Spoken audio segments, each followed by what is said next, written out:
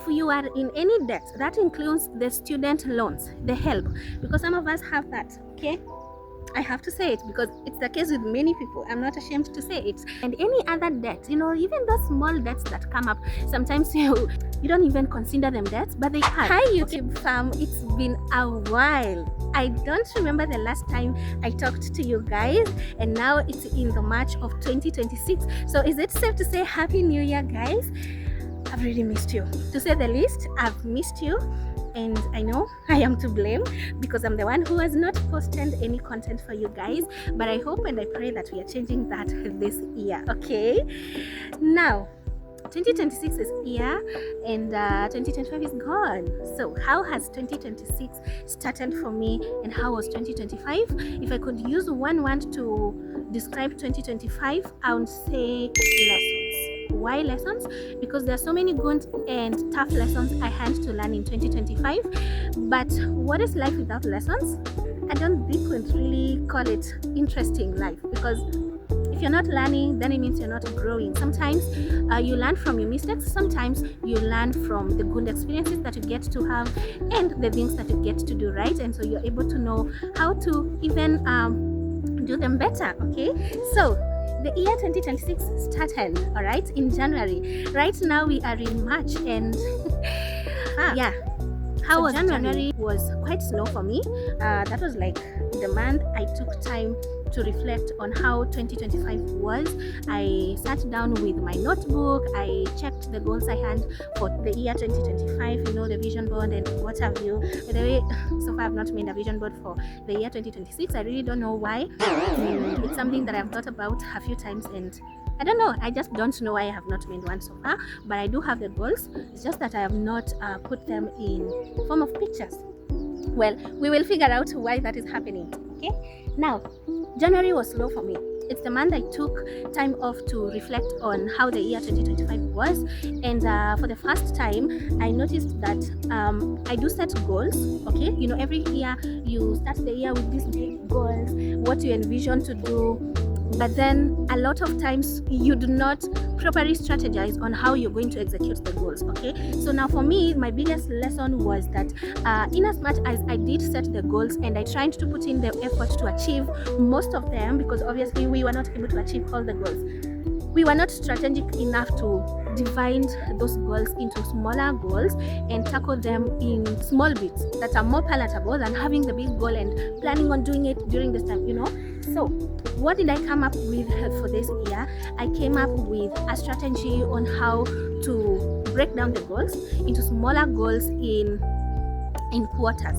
Okay, so the year has 12 months, so I was able to divide my goals in terms of quarters. What do I want to achieve in the first 3 months of the year? That is the first quarter, the second quarter, the third quarter, and the fourth quarter. So by the end of the year, I know this is what I want to achieve. Okay, because some goals are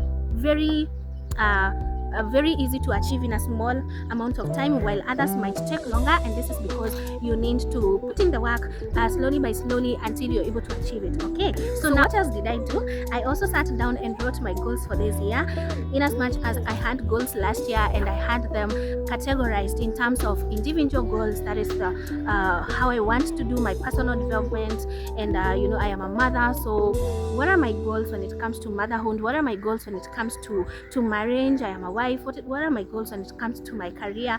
What are my goals when it comes to finances, of course, and as a person? And also we have goals for the family as well, okay, and for the marriage. And so I had all those goals categorized in those categories. Okay, but then what I had not done is I had not specified on what exactly I am going to do in order to achieve each and every one of them. For example, when it comes to motherhood, most of the time as moms, we want to make sure that your child knows that you are a present mom, knows that you love them, and you look out for the best of them, of their interest all the time. Okay, now personally, I have been trying to do that all the time, but then when I analyzed my goals from last year when it comes to motherhood goals, I noticed that I actually did not have any specific ways in how I can actually do that. Yes, I know I was there for my son throughout the year, I know I made him feel loved. I made him know that I am always present. But what are some of the activities that actually focused on just that, rather than just me being there as a mom, providing, my time, doing stuff for him that any other mom could do? What are some of the things that shows intentionality in me focusing on my motherhood goals? And so I came up with something that would guide me in doing that intentionally. And some of it was having just a fun activity at least once a weekend in every single month. It could be something like playing a game in the house, okay? So something like that. And so I have been doing that, and I noticed that my son is really loving it, okay? So that is what I was saying, that sometimes you write your goals, sometimes you come up with the goals, but then you're not specific on how you're going to execute the goals. And that is what is changing for me this year. That was a big lesson for me, and I like it when I learn from my own mistakes, because then I know how I am going to improve on that, okay? All right, now on that, again, I'd like to know from you guys, what else do you do apart from saying that I will specifically do this in order for me to achieve this goal? I would really appreciate learning from you concerning that. What else did I do in January? I also focused more on my financial goals, because I noticed that I made quite a few mistakes last year, which I tried to correct, but the way in which I worked on them doesn't look like something I can always use as a strategy. And so I had to come up with a way and be more intentional on how I am going to work on my finances. And so the very thing that I did was to come up with my own budgeting template. Okay, so this is something I planned to tell you about later on, but why not say it now, and so we can be able to keep one another accountable moving forward. So I have a budgeting template. I have created my own budgeting template, which entails or rather basically has a few columns with different categories of entries.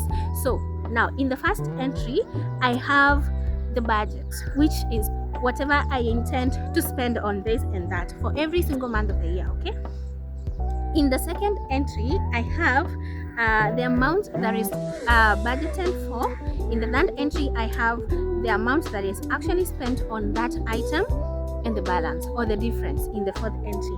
Now in the next one, in the next column, I have the savings. How much am I saving this month? Because now when it comes to saving, if you're not intentional at it, then it's very hard to actually do it unless you're disciplined, very much disciplined, that you don't need any document or any system to help you save. So for some of us, it is not always the case, like we're not that disciplined, so we need a system or a document or something to keep you accountable when it comes to savings. And so in that same budgeting template, I have a section for the savings, and it has two entries, just the amount that I intend to save and the actual amount that I saved, and that is in every other month of the year. And then I also have another section for the debts. Now, this is what most people forget. If you are in any debt, that includes the student loans, the HELP, because some of us have that, okay? I have to say it because it's the case with many people. I'm not ashamed to say it. I have the HELP loan. So that is something that I intend to clear, okay? So I have a section for the debt and any other debt, even those small debts that come up. Sometimes you don't even consider them debts, but they are, okay? So now I have a section for that. So in the debts, I have whatever debt it is, the category of the debt. Is it a long-term debt? Is it a short-term debt? Is it a debt that can be cleared in a month, or it requires like a whole year to clear? There's that as well, okay? So now there's the amount that I intend to contribute towards that debt in every single month, and there's the actual amount that I actually contributed. Now, how do I update this budgeting template so that it makes sense and so that it actually works for me?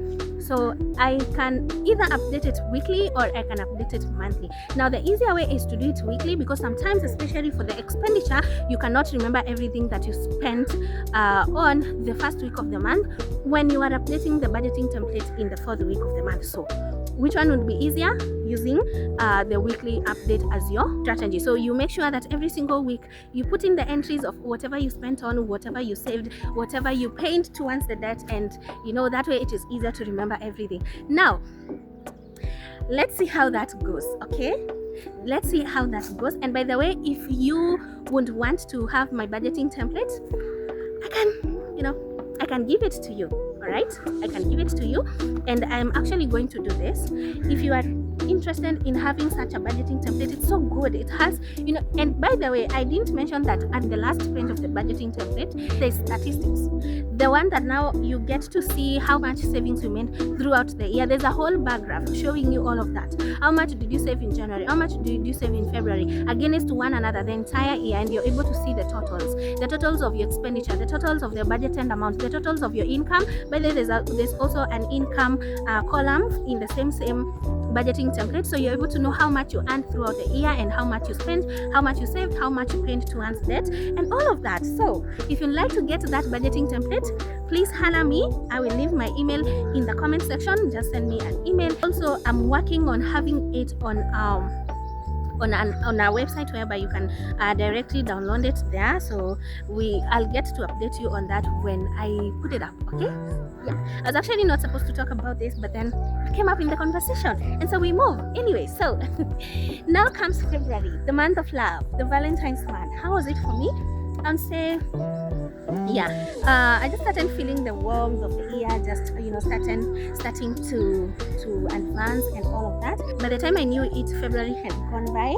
I had decided to come back to YouTube on February, but then, as you can see, that didn't happen. Yeah, there was still much to do in February. In terms of just aligning myself in everything that I need to do and preparing myself for that. And so February just went by so fast, I didn't even know how that happened. But yeah, here we are in March, and so I am hoping that we are gonna remain consistent. You guys, I hope that you're gonna support me in this so that we can remain consistent. The likes, the views, and the comments, they're going to actually motivate me to keep being consistent on here. So please subscribe if you have not subscribed, like this video, share it with your friends, leave a comment in the comment section, just say anything. You can even say hi to me, just hi, okay? And I will be grateful, super grateful for that. Okay, and so I think that was it from me. So how was your beginning of the year? How was your 2025? I'd really love to know. Please share in the comment section below, and from me, I'll say see you in my next video. I love you guys. Mwah.